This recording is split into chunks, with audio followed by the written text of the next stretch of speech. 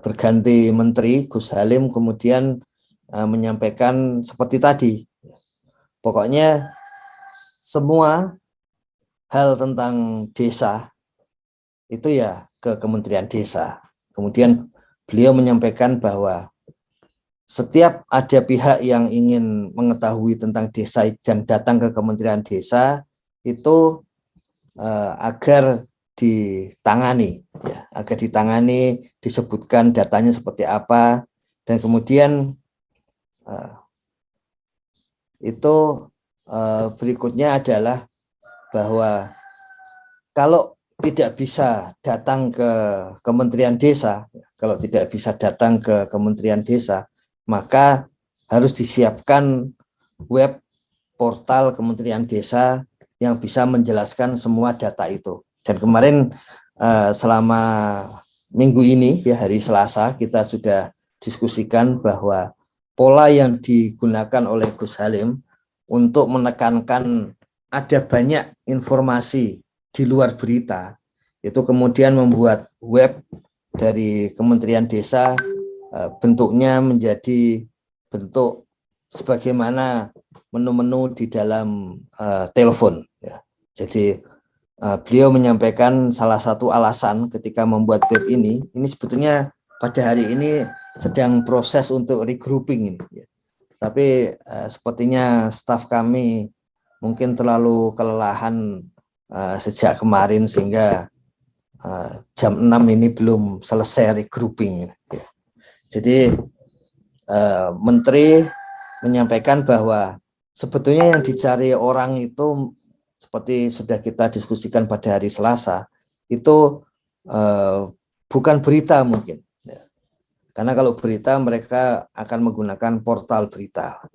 Di dalam perjalanannya, website Kementerian Desa itu selalu mendapatkan pengunjung terbanyak itu menjelang rekrutmen PNS. Jadi yang dilihat sebetulnya pengumuman PNS, bukan keseluruhan beritanya. Pada waktu itu yang terjadi demikian. Kalau sekarang ditambah lagi pengumuman kalau ada PLD, rekrutmen PLD itu harus dibuka, diletakkan di website, itu baru naik itunya, pengunjungnya. Artinya juga masuk ke situ, bukan untuk melihat website secara keseluruhan. Jadi karena itu Gus Halim menyampaikan bahwa mungkin menu-menu selain website yang ada di dalam submenu pada waktu itu dikeluarkan saja, dan kemudian supaya pihak luar ketika masuk ke portal Kementerian Desa kemudian melihat bahwa banyak pengetahuan, banyak informasi yang bisa diambil, yang bisa langsung diambil secara free. Jadi sebetulnya polanya yang ingin dibuat seperti itu. Dan kemudian ada staf di Pusdatin di tahun-tahun 2018 itu mengembangkan yang sekarang kalau kita kenal itu cloud storage. Ini staff itu mengembangkan lumbung file, itu cloud storage di Kementerian Desa. Cloud storage inilah yang kemudian menjadi salah satu tulang punggung untuk melakukan penyimpanan secara virtual, termasuk yang kemudian menjadi basis dari berbagai menu di dalam portal Kementerian Desa ini. Jadi di Kementerian Desa itu penyimpanan virtual ini misalnya dilakukan di dalam sistem informasi untuk kepegawaian. Jadi dokumen-dokumen kepegawaian itu disimpan secara virtual di sana. Sebentar lagi akan dibuka penyimpanan virtual kepada desa. Kepada pendamping sudah ada si pemberdayaan desa, sebetulnya itu loker pendamping. Tapi sebagian dari staf kalau namanya loker pendamping itu nggak mau, pokoknya maunya depannya harus si, karena singkatan dari sistem informasi. Kalau buat kami justru jangan depannya harus selalu si, yang orang bisa langsung memahami saja itu. Tapi intinya bahwa lumbung file ya, itu saat ini menjadi bagian yang penting yang kemudian antara lain juga memberikan bahan bagi menu-menu yang ada di Kementerian Desa. Dan menu-menu itulah yang isinya itu adalah berbagai pengetahuan yang sudah dibuat, yang sudah disusun, yang sudah dikristalisasi oleh Kementerian Desa. Jadi isi dari menu-menu yang sekarang orang sering menyebut sebagai KMS tadi, Knowledge Management System. Kalau kita lihat di dalamnya tentu saja ada sistem informasi desa yang kemarin sudah kita diskusikan. Nanti kalau sudah lengkap, kita akan mendiskusikan lebih lanjut. Rencananya hari Selasa, tapi sudah mundur kemarin, tapi sampai tadi pagi belum klop gitu, belum nyambung. Hari ini mungkin bisa tersambung. Nanti menu pendamping desa ini sudah sesuai yang diharapkan oleh Gus Halim, perintah Gus Halim, supaya kalau kita pengen tahu lebih dalam tentang satu desa, satu kecamatan, satu kabupaten berkaitan dengan kondisi desanya, ya lihat SID. Kalau masih kurang puas pengetahuannya, informasinya, tanya kepada pendamping desa. Ya, makanya di dalam menu SID itu ada menu pendamping desa.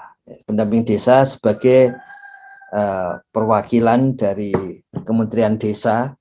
Kalau ada yang tambahan yang dibutuhkan, informasi tambahan yang dibutuhkan, meskipun sudah melihat sistem informasi desa, kemarin misalnya ada dinas PMD satu kabupaten di Jawa Tengah yang mengirim WA untuk mengetahui kondisi desanya. Ya sebetulnya tinggal membuka sid.kemendesa.go.id, melihat pada level kabupatennya, jadi bisa mengetahui kondisi kabupatennya. Nah, kalau masih kurang, tanya kepada pendampingnya, ya, seperti itu. Makanya di sini ada menu pendamping, sebagaimana juga ada menu Sapa Desa. Jadi menu Sapa Desa itu tim Sapa Desa termasuk bagian yang sering ditanya oleh Gus Halim sebelum beliau ke lapangan. Wilayah saya yang akan saya kunjungi seperti apa, itu bagian dari tim Sapa Desa di wilayah itu yang menyampaikan apa yang ada di lapangan itu. Jadi sistem informasi desa ini bagaimanapun itu memang bagian dari pengetahuan, bagian dari informasi yang bisa langsung diambil di Kementerian Desa. Selain itu, tentu saja ada hal-hal yang lain yang penting, dan itu berkaitan dengan beberapa hal yang ada di dalam portal Kementerian Desa. Kita ketahui misalnya untuk SDG Desa itu Ini menu yang sedang diperbarui kembali ya, oleh staf di Kementerian Desa berkaitan dengan seluruh aspek SDGs desa, seluruh pengetahuan tentang SDGs desa. Apalagi sekarang sudah bertambah lagi. Hari ini juga kami diminta membuat surat, dibutuhkan ya, surat dari pimpinan karena sudah ada pendamping-pendamping yang masuk ke dalam sekolah SDGs Academy.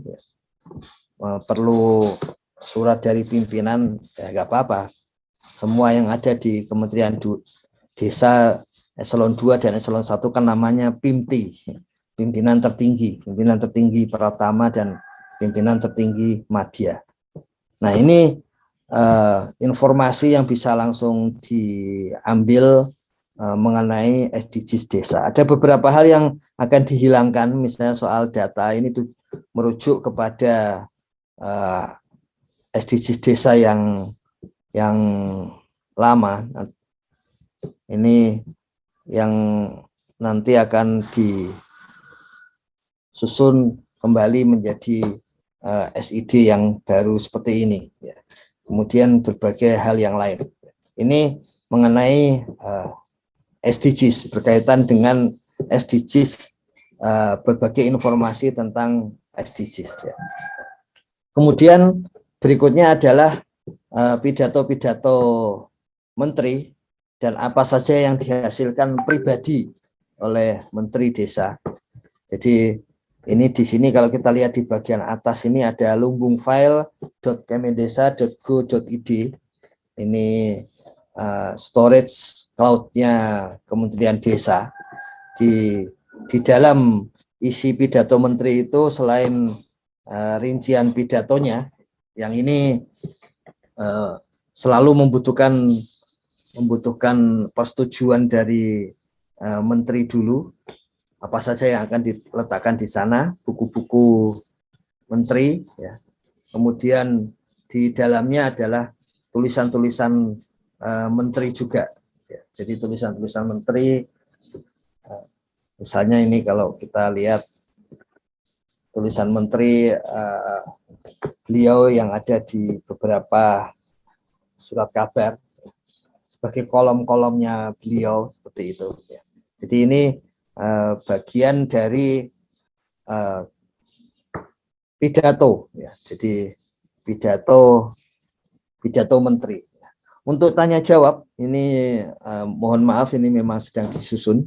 Jadi sebetulnya tanya jawab ini tugasnya dari tim Sapa Desa, apa saja pertanyaannya dan kemudian jawaban yang disampaikan terutama setelah konsultasi dengan Gus Halim dan para eselon 1 seperti apa. Ya, itu isinya seperti itu. Kemudian data rilis ini sebetulnya datanya sangat banyak, tapi ternyata juga belum banyak dimasukkan di sini. Tapi intinya seluruh data yang memang produksinya menurun ya di tahun 2021. Produksi yang banyak di tahun sebelumnya. Tahun 2021 ada ada reformasi birokrasi yang memang kemudian membuat beberapa kegiatan tertunda ke tahun 2022. Jadi seperti itu. Kemudian yang juga hasil-hasil yang bisa langsung di-download adalah profiling, ya. Ini data yang pada saat itu langsung diminta oleh Bapak Presiden, dan ini disediakan satu menu tersendiri begitu yang sangat memudahkan akhirnya juga bagi publik untuk melihat misalnya contoh desa-desa percontohan itu seperti apa. Tentu saja pada masa itu masih sangat ringkas, ya, masih sangat ringkas. Jadi masih sangat ringkas, tapi sekarang sudah mulai tersusun dan sebentar lagi akan muncul ke publik tentang berbagai contoh desa, kawasan maupun lembaga yang kemarin sudah kita diskusikan ketika kita bicara metode contoh itu yang akan menunjukkan secara real dan relatif interaktif masing-masing contoh yang sesuai dengan kita. Jadi ini isinya di akhir 2019 bentuknya seperti ini. Jadi sebetulnya tetap ada manfaatnya, terutama supaya publik itu bisa mengetahui bentuk-bentuknya. Nah, yang seperti buku, yang berbentuk buku adalah ada di e-book ini ya. Jadi buku BUMDes misalnya, buku BUMDes ini berbagai e-book. Ini juga salah satu cara di Kementerian Desa untuk mendokumentasikan seluruh pengetahuan yang sempat tersusun, sempat dilaksanakan di Kementerian Desa. Ini BUMDes, Penggerak Ekonomi Desa. Ini isinya itu tentang kondisi BUMDes ya, di masing-masing wilayah. Ini hasil-hasil dari yang dilihat BUMDes ini. Kalau menurut pengalaman kami, yang seperti ini tidak semua situs itu menyediakan selengkap ini, ya. Termasuk yang tadi kami sampaikan yang sering jadi percontohan nasional adalah BPS dan kemudian Kementerian PUPR karena memberikan layanan KMS Knowledge Management System yang sangat besar. Ini misalnya untuk daerah tertinggal, e-booknya sangat banyak, dan yang menarik itu adalah e-book profil dan potensi. Ini profil dan potensi ini buku yang tebal-tebal ini, dan ini salah satu dokumentasi yang sangat menarik karena dulu sebelum ada e-book yang gratis seperti ini, membuat potensi 1-2 kabupaten saja, kemudian kita harus mencarinya di toko buku. Tapi sekarang detail untuk seluruh daerah tertinggal, profil seluruh daerah tertinggal itu bisa langsung di-download secara cuma-cuma, secara gratis gitu, atau istilahnya di dalam pembicaraan kita pagi ini bisa diambil secara gratis di Kementerian Desa. Jadi ini contohnya karena ini Papua, ya, jadi ini ada Teluk Wondama, Teluk Bintuni dan sebagainya. Coba kita lihat halamannya. Sampai Sarmi, Kirom, Dogie, ini Pulau Papua ya, Papua dan Papua Barat gitu. Nah, misalnya sampai 605 halaman. Jadi ini buku yang memang tebal, dan disediakan secara gratis kepada publik. Yang dulu hal-hal seperti ini kalau sekarang jadi seperti biasa gitu.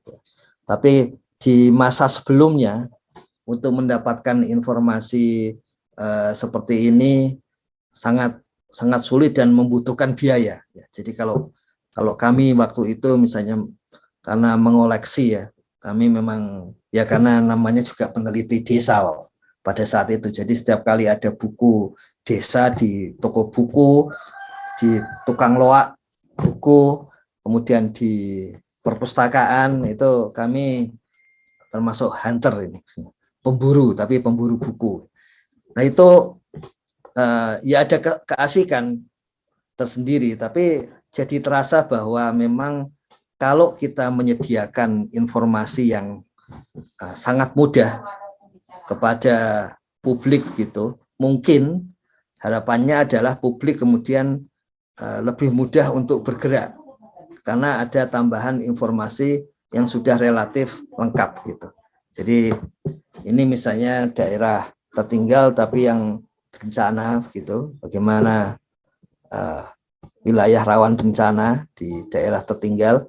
Ini sepenuhnya produk dari masing-masing unit kerja di Kementerian Desa. Jadi ada sebelum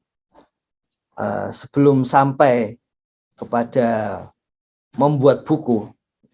Jadi bisa dibayangkan sebelum sampai kepada membuat buku itu dimulai dengan mengajak. Karena mengajak untuk menulis itu jelas sulit bagi kebanyakan orang, dan itu yang terjadi. Yang ada di unit kerja juga seringkali berupa PowerPoint ketimbang bentuk buku. Makanya kemudian setelah PowerPoint terkumpul, kemudian harus rapat berkali-kali untuk menjelaskan PowerPoint itu. Ada tim yang menuliskan penjelasan lisan, kemudian riset kepada berbagai kepustakaan, dan ada kalanya datang kembali ke lapangan, kemudian jadilah buku seperti ini. Jadi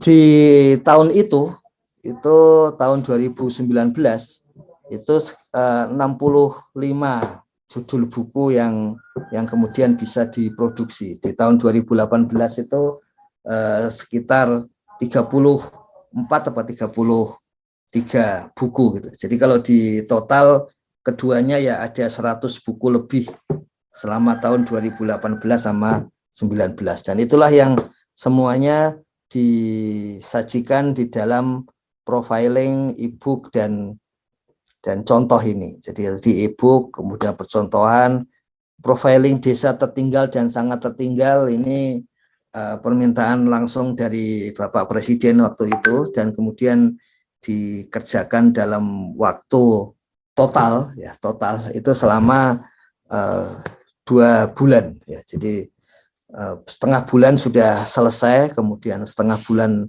1,5 bulan berikutnya adalah melihat atau menyusun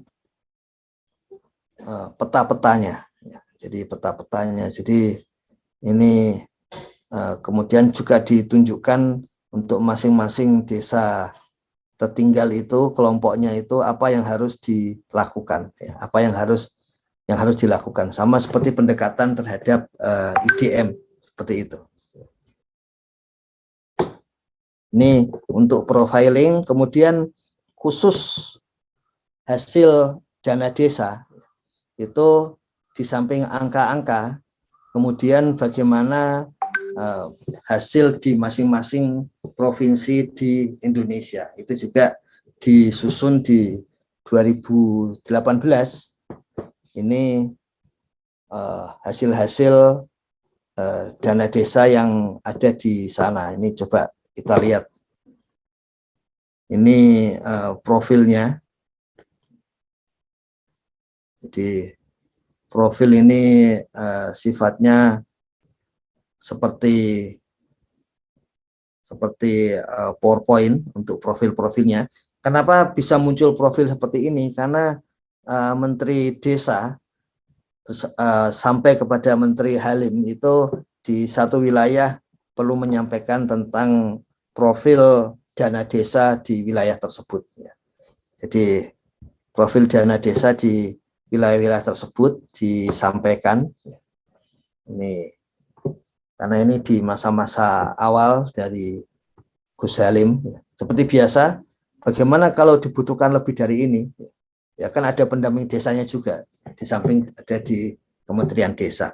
Sementara dalam bentuk buku, itu hasil dana desa dalam bentuk buku seperti ini. Jadi coba kita lihat ini masing-masing universitas di wilayah itu.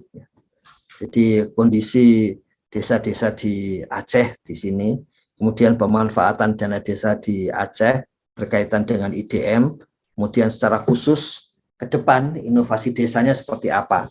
Jadi itu isian dari hasil-hasil dana desa. Ini lengkap dari Aceh sampai ke Papua, ya. Sampai ke Papua, Papua Barat. Kemudian yang menarik juga adalah bahwa pada saat itu bagaimana kompilasi dari seluruh dana desa yang ada itu, ya. Kompilasi dari seluruh kajian di atas itu kemudian menjadi satu buku tersendiri. Ini kalau kita lihat di atas ini halamannya 468. Jadi kalau istilah beberapa penerbit itu buku yang serius itu harus di atas 100 halaman. Ya. Kalau kita membeli buku, pengen buku yang serius, jangan buku yang di bawah 100 halaman. Ya. Tapi buku di atas 100 halaman. Yang ideal menurut salah satu waktu itu pengumuman dari Dirjen Dikti, Pendidikan Tinggi, itu di angka 200 halaman. Kalau sudah lebih dari 200 halaman, wah itu berarti sangat serius untuk menyusunnya. Jadi ini 468 halaman, ini melihat menyarikan lagi dari buku-buku yang ada tadi dan kemudian diakhiri dengan membuat isu secara keseluruhan, isu pokok implikasi kebijakan nasional. Ini adalah basis ketika di 2019 dan seterusnya 2020. Tadinya seandainya tidak ada COVID mungkin akan berlanjut, tapi karena ada COVID kemudian kebijakan berubah total karena data dan informasinya berubah total. Tapi ini adalah rancangan ketika waktu itu kemudian disusun di tahun 2019 itu roadmap untuk desa dan pedesaan. Jadi pada waktu itu sudah disusun roadmap sampai tahun 2050. Jadi basisnya adalah buku-buku ini. Tapi kemudian karena COVID kemudian semuanya jadi berubah, betul-betul grand reset, ya, grand reset. Ya. Artinya mulai dari awal, reset dari awal begitu. Karena memang pandemi COVID ini betul-betul membuat semua kegiatan itu seakan-akan tidak ada artinya lagi karena kita mulai dari awal. Ini sambil ini membuka seperti biasa. Kalau lama berarti ya karena sekedar bahwa dia megabyte-nya lebih banyak gitu.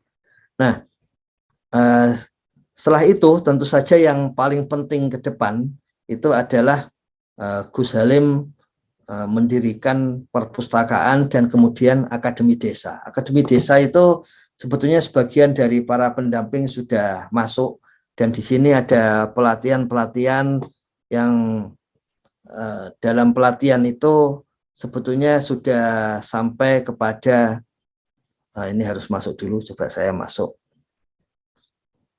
Ya. Di dalam pelatihan-pelatihan ini betul-betul e-learning ini. Ya. Jadi di pelatihan itu ada bahannya, kemudian setelah ada bahan itu selain bahan tertulis juga ada videonya dan kemudian diakhiri dengan ujian yang di sini disebut dengan kuis. Ya. Jadi ada bahannya, ada PowerPoint-nya, ada videonya dan kemudian diakhiri dengan kuis. Kemudian setelah selesai, kemudian bisa mengambil sertifikat elektronik bahwa memang sudah selesai. Kalau kuisnya nggak lulus ya sertifikatnya belum keluar. Jadi mungkin perlu kuis beberapa kali kalau supaya bisa lulus. Ini sebetulnya Akademi Desa yang pada awal dulu Gus Koso dan tim TV Desa turut mendukung. Ini versi yang jelas akan kita kembangkan di tahun 2022. Jadi skill-skill praktis untuk mendampingi desa ya itu disajikan di dalam Akademi Desa. Tadi kalau kita lihat tadi adalah kata angka. Ini sebetulnya istilah yang agak sedikit memelesetkan saja ya. Kalau dulu kita mengenal ada istilah PDDI, Pusat Data Desa Indonesia, sebetulnya itu mengambil ide dulu di tahun 80-an ada PDBI ya, Pusat Data Bisnis Indonesia yang sangat bagus datanya, sangat berguna untuk pebisnis. Jadi PDBI. Kemudian kita gunakan kalau desa PDDI, Pusat Data Desa Indonesia. Ini juga ada kata data lembaga yang memang kredibel ketika dia membuat data itu mudah dilihat dan mudah dibaca. Dan pada dasarnya yang membantu, yang melatih tim Pusdatin dan tim-tim infografer di Kementerian Desa itu antara lain ya kata data itu di tahun 2018. Makanya untuk sedikit guyon gitu ya. Ini nama bukunya adalah Kata Angka ini ya.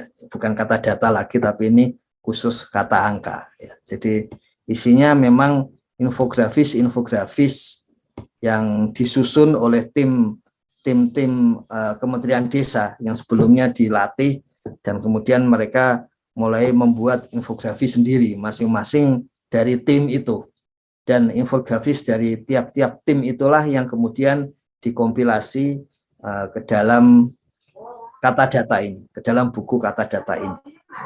Nah, itu tentang profiling e-book contoh baik, kemudian Akademi Desa, dan kemudian yang terakhir tentu saja tentang perpustakaan.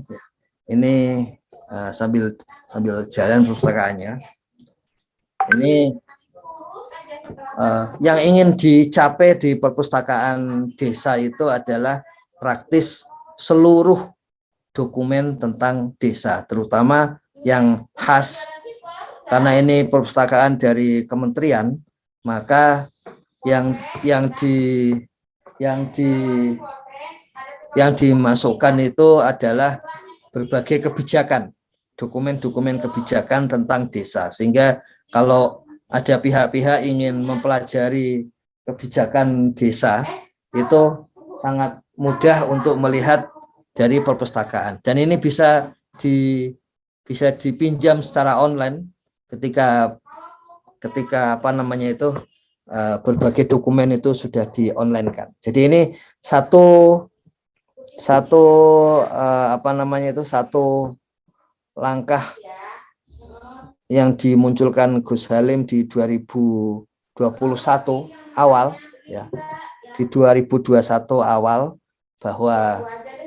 bahwa di situ perpustakaan, dan beliau yang misalnya kita coba cek transmigrasi ya. Nah, beliau yang praktis hampir menyusun sepenuhnya ya. Menyusun sepenuhnya dari perpustakaan ini. Beliau yang menyampaikan apa yang harus ada, buku apa yang harus ada. Ini misalnya ini ada transmigrasi, ada peta-peta transmigrasi. Kalau kita lihat ini agak lama sedang jalan. Nah, di dalam perpustakaan itu nanti versi yang paling paling lengkap dari knowledge management system. Jadi wilayah atau ruangan perpustakaan itu sendiri saat ini misalnya sudah dirancang untuk dia akan mencakup seluruh ruangan. Kalau di Kementerian Desa itu di bawah gedung Makarti. Gedung Makarti itu gedung pertemuan, itu gedung yang paling luas kalau di Kalibata itu, dan di bawahnya itu separuh gedung dipakai untuk perpustakaan. Kenapa diletakkan di situ? Gus Halim menyampaikan perpustakaan harus di luar. tidak boleh di dalam.